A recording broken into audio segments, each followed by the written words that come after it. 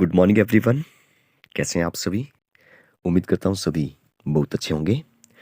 तो आज इस छोटी सी वीडियो में जो हम लोग क्या डिस्कस करेंगे, आप सभी को मालूम है कि आपके जो एग्ज़ाम है, जैसे बोर्ड के एग्ज़ाम भी आने वाले हैं। डेट शीट भी जो वो आ चुकी है हमारे हिमाचल एचपी बोस धर्मशाला से भी डेट शीट जो वो आ चुकी है। ठीक है। तो अगर आप जैसे 10th क्लास में हैं या 11th +2 क्लास में हैं, तो आपको पता है कि इंग्लिश ग्रामर में जो एक चीज़ जो वो पूछी जाती है वो है डू एज़ डायरेक्टेड। अगर आपको टेंसेस का अच्छे से नॉलेज है, तो आपको जो वो यहाँ पे बोला जाता है कि आपको कोई स्टेटमेंट गिवन होगी, कोई सेंटेंस गिवन होगा, आपको बोला जाएगा कि इसको जो वो नेगेटिव में चेंज करो, इसको जो वो इंटेरोगेटिव में चेंज करो, इसको जो वो पास्ट कंटिन्यूअस में चेंज करो, ऐसा या फ्यूचर कंटिन्यूअस या जो भी टेंस में जो वो चेंज करने के लिए बोला जा सकता है। तो इस टाइप के क्वेश्चन जो वो बहुत सारे बनते हैं। लेकिन अगर आप छोटी क्लासेस में भी है तो वहाँ पे भी इंग्लिश जो वो पढ़ते हैं आप सिलेबस, मतलब कि एक बुक जो वो आपकी इंग्लिश की ज़रूरत रहती है। ठीक है, 6th 7th 8th 9th। तो अगर आप 6th क्लास से आगे किसी भी क्लास में हैं, तो आपको जो वो टेंसेस का नॉलेज होता है। और उसमें जो वो कुछ एक टेंसेस जो वो इंपॉर्टेंट होते हैं, जैसे पास्ट इंडेफिनिट हो गया, प्रेजेंट इंडेफिनिट हो गया। ठीक है, जैसे सिंस और फॉर इसमें आता है, परफेक्ट कॉन्टिन्यूस हो गया। ठीक है, तो वो वाले टेंस जो वो जहाँ से क्वेश्चन बनते हैं, तो यहाँ से मैंने जो वो यहाँ लगभग जो वो 4 जो वो आज सेंटेंस लिए हैं। ठीक है, वेरी वेरी इंपॉर्टेंट। और मुझे लगता है कि हर किसी न किसी एग्ज़ाम में, जैसे अगर आप कोई कम्पिटिटिव एग्ज़ाम दे रहे हैं जिसमें इंग्लिश आती है, इंग्लिश ग्रामर से रिलेटेड पूछा जाता है, तो उसमें भी जो वो कुछ सिलेक्टेड ही टेंसेस से रिलेटेड पूछता है। ठीक है, बाकी तो सिंपल होते हैं कि जैसे कॉन्टिन्यूस में जो वो क्या होता है कि वर्ब की फर्स्ट फॉर्म के साथ आईएनजी लगता है, वाज वर लगता है, इज एम आर लगता है। ठीक है, वो सिंपल है। लेकिन कुछ एक में जो वो थोड़ा-सा देखना पड़ता है कि इसमें नेगेटिव में वर्ब कौन-सी लगेगी, नेगेटिव के बाद वर्ब लगने के बाद इंटेरोगेटिव के बाद क्या लगेगा, वर्ब की फर्स्ट फॉर्म लगेगी, सेकंड फॉर्म लगेगी, वो जो वो थोड़ा-सा ध्यान में रखना पड़ता है। ठीक है, तो चलिए फिर ज़्यादा डिले ना करते हुए इन 4 सेंटेंस को पढ़ते हैं और इन 4 को जो वो अच्छे से पढ़िए। मुझे लगता है कि यहाँ से जो वो क्वेश्चन एग्ज़ाम में आपके किसी न किसी एग्ज़ाम में ज़रूर बनने वाला है। स्टार्ट करते हैं। फर्स्ट है, ही डज़ नॉट। ठीक है, ये सिलेक्टेड लिए गए हैं और एक्सपेक्टेड है आपके आने वाले किसी भी एग्जाम के लिए जिसमें इंग्लिश ग्रामर पूछा जाएगा। He does his homework daily, मतलब कि वह जो वो अपना होमवर्क डेली करता है। ठीक है, तो इसने बोला कि इसको जो वो नेगेटिव में चेंज करिए। अभी बोला नेगेटिव में चेंज करिए, तो आप जल्दी से अगर आप ध्यान नहीं देंगे, अगर आपने अच्छे से नहीं पढ़ा हुआ है, तो आप क्या बोलेंगे, ही डज नॉट। ठीक है, डज के साथ आप बोलेंगे नेगेटिव में चेंज करना है तो डज के साथ नॉट लगा दो, हो गया। ठीक है, डज नॉट होमवर्क डेली, लेकिन यहाँ पे जो वो ये गलत हो जाएगा। ठीक है, ये तो सेंस भी नहीं बन रही है। देखिए, he does not his homework daily. ठीक है, ये नहीं बन रहा है। तो इसमें प्रॉब्लम क्या है? ठीक है, इसमें जो समझने वाली बात है वो क्या है? ठीक है, वो ये है कि यहाँ पे जो आप देख रहे हैं डज, यहाँ से आपको पता चला है कि यहाँ पे डू, डू मतलब कि करना, मतलब कि ये डज वो एक प्रकार से वर्ब नहीं है, सॉरी वर्ब है। ठीक है, ये कोई हेल्पिंग वर्ब नहीं है। कई इसमें जो वो जो भी सेंटेंस है इसमें यूज हो रहा है वर्ब का। डू जो वो यहाँ पे वर्ब है, इसके साथ एस या ई एस लगा है। इसका मतलब है ये प्रेजेंट की बात हो रही है। किसकी बात हो रही है? प्रेजेंट की बात हो रही है। और अगर प्रेजेंट की बात हो रही है तो आपको पता होना चाहिए प्रेजेंट में जो वो क्या होता है, जो हेल्पिंग वर्ब होता है वो जो वो दिखता तो नहीं है उसमें। लेकिन जब आप नेगेटिव में चेंज करते हैं तो या तो डू लगता है या तो डस लगता है वहाँ पे, अगर आपने टेंसेस अच्छे से पढ़े हैं। ठीक है, नेगेटिव में डू नॉट हो जाएगा और यहाँ पे डस होगा, डस लगेगा तो डस नॉट हो जाएगा।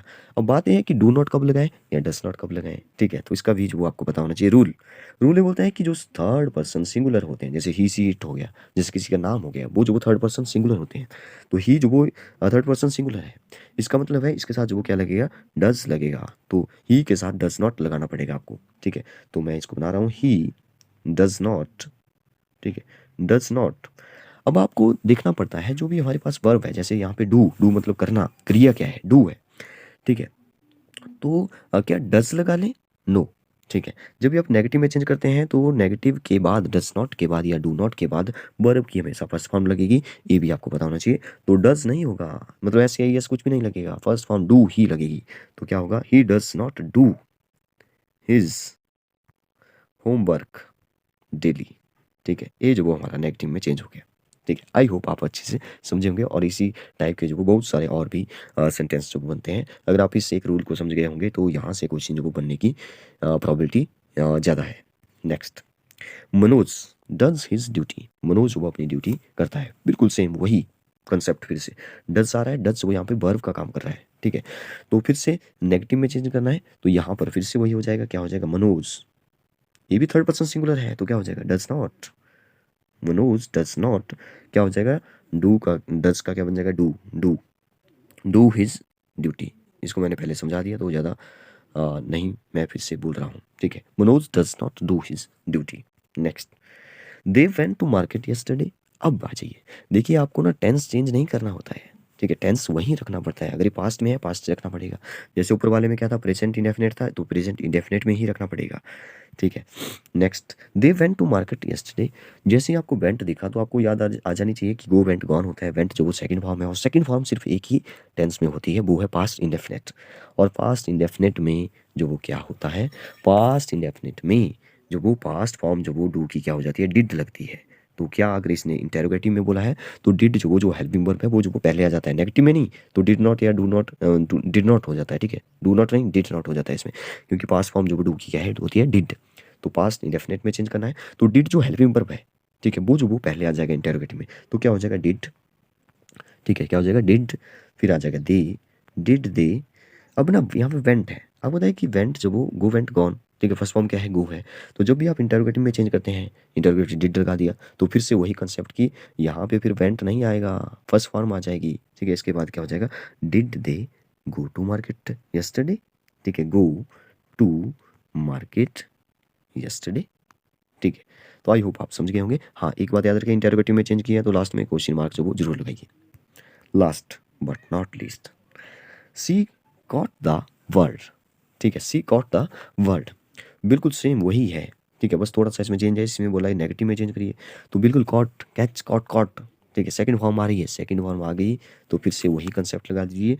अब पास्ट में है तो डिड लगेगा, डिड पहले आ जाएगा हेल्पिंग वर्ब, डिड सी, क्या हो जाएगा, कॉट का कैच हो जाएगा, CATCH, did C catch the word, ठीक है।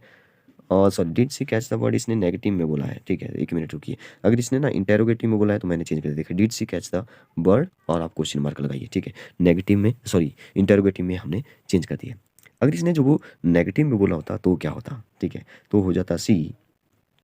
अब हमें पता है क्या लगेगा, पास्ट में है ना, तो डिड नॉट लग जाएगा, see did not, see did not, फिर उसके बाद भी फिर से क्या लगेगा, कॉट नहीं होगा, कैच होगा, see did not catch the word, CATCH, catch the word. यहाँ पे ना डिड नॉट लग गया तो यहाँ से समझ जाइए कि ये पास्ट की है, ठीक है, यहाँ से पास्ट की सेंस आ रही है डिड नॉट से। आप बोलेंगे सेकंड फॉर्म नहीं रही आगे, तो ये पास्ट से तो चला गया, नहीं, डिड आ गया तो भी पास्ट में है, ठीक है, did not catch the word, तो इसको हमने दोनों में चेंज कर दिया, लास्ट वाले को, इंटरोगेटिव में भी और नेगेटिव में भी। तो बताइए आपको हमारा आज का ये जो कंसेप्ट है वो जो कैसा लगा। Thank you and have a nice day.